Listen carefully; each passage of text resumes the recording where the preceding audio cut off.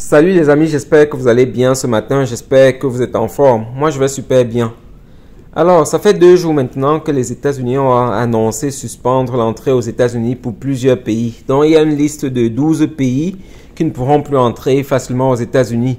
Et c'est pas seulement les 12 pays, il y a une autre liste additive de 7 autres pays qui pourront entrer, mais seulement sous certaines conditions.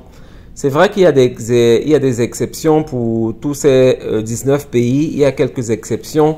Les exceptions ont été déjà annoncées. Donc, ça ne va pas toucher tout le monde, quoi. Ça ne va pas toucher tous les types de visas. Et c'est ça.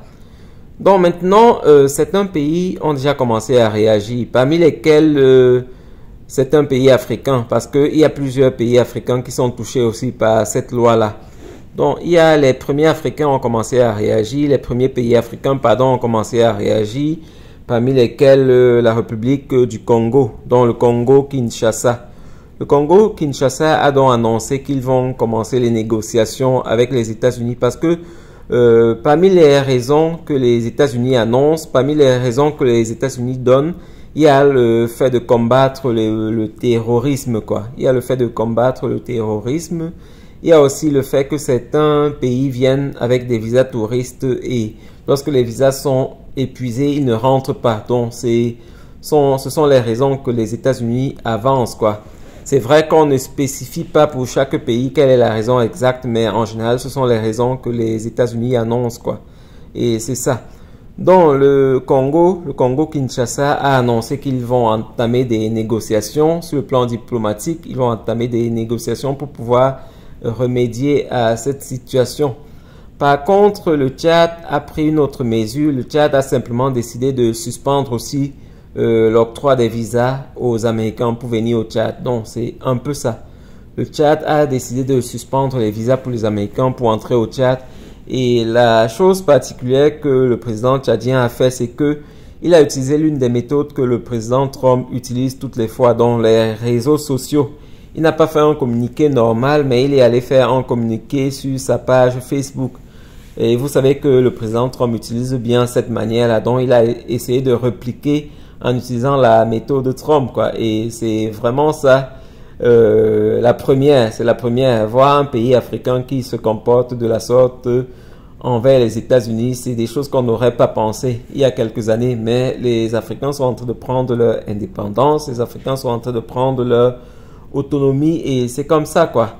Donc, il a annoncé sur sa page Facebook que les Africains ne pourront pas, ou bien son pays, le Tchad, ne pourra pas donner les avions aux États-Unis comme ça a été le cas avec le Qatar. Vous savez que le Qatar a offert un avion aux États-Unis.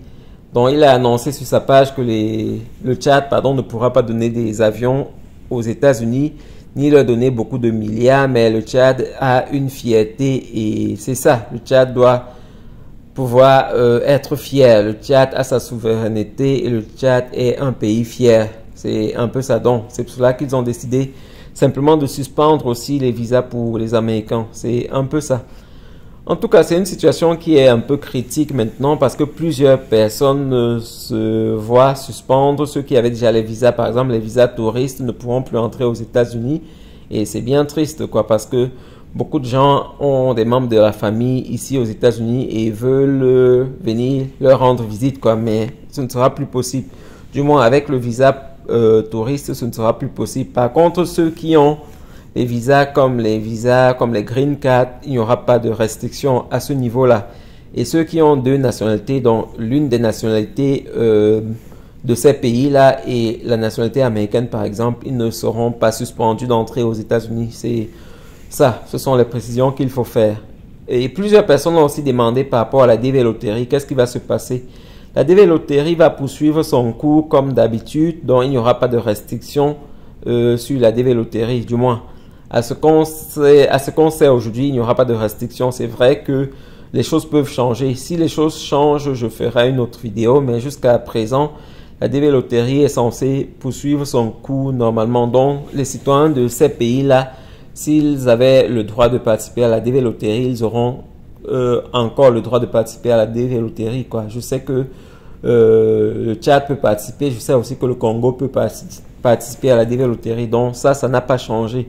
Et c'est un peu ça. En tout cas, Dites-moi dans les commentaires ce que vous pensez de cette situation, parce que c'est une situation qui est vraiment critique, c'est une situation qui est alarmante. Vous savez que le président Trump apporte beaucoup de changements et c'est ça quoi, beaucoup de changements actuellement sont apportés et plusieurs personnes qui ont les visas, et c'est mon conseil ici, plusieurs personnes qui ont un certain type de visa.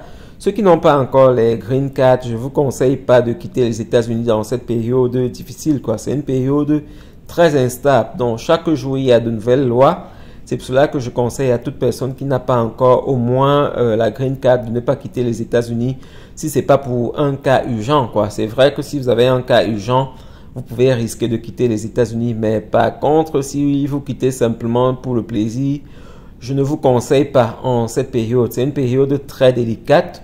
Aujourd'hui, on a une liste de 12 pays. C'est vrai que la liste peut augmenter. Vous savez comment le président Trump réagit.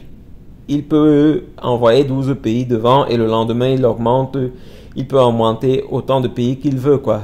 C'est un peu ça. Donc, c'est une situation très critique. C'est pour cela que la période actuelle n'est pas une bonne période pour ceux qui n'ont pas de bon visa. Pour ceux qui n'ont pas un bon visa et qui viennent de certains pays, surtout les pays faibles, les pays d'Afrique, par exemple, c'est pas une bonne période pour quitter les États-Unis parce que vous pouvez quitter et être surpris par une autre loi qui vous empêche de revenir aux États-Unis, quoi. C'est un peu ça. Donc, en tout cas, c'est un peu mon conseil pour vous. Et pour ceux qui sont aux États-Unis, qui veulent se naturaliser, qui répondent déjà à tous les critères pour se naturaliser, je vous conseille vraiment de vous naturaliser maintenant parce que les lois sont en train d'aller dans tous les sens. Ça peut changer aussi pour la naturalisation. Donc, c'est très important. Si vous êtes aux États-Unis déjà, si vous voulez vous naturaliser et que vous répondez déjà à tous les critères pour se naturaliser, c'est très important de se naturaliser maintenant.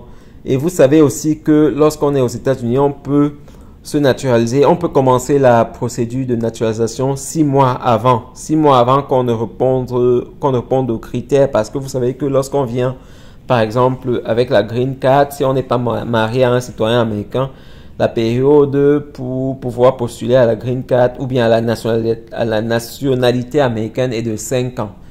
Si vous avez déjà fait 4 ans et demi, vous pouvez déjà lancer la procédure et c'est pareil pour toutes les autres personnes.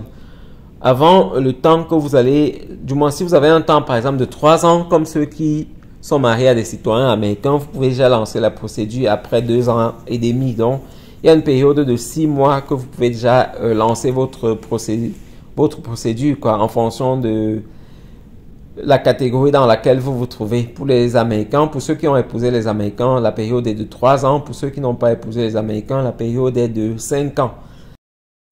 Alors, dans tous les cas, vous pouvez lancer la procédure toujours 6 mois avant. 6 mois avant la période indiquée. Donc, si vous avez une période pour demander la naturalisation de 5 ans, vous pouvez commencer après 4 ans et demi.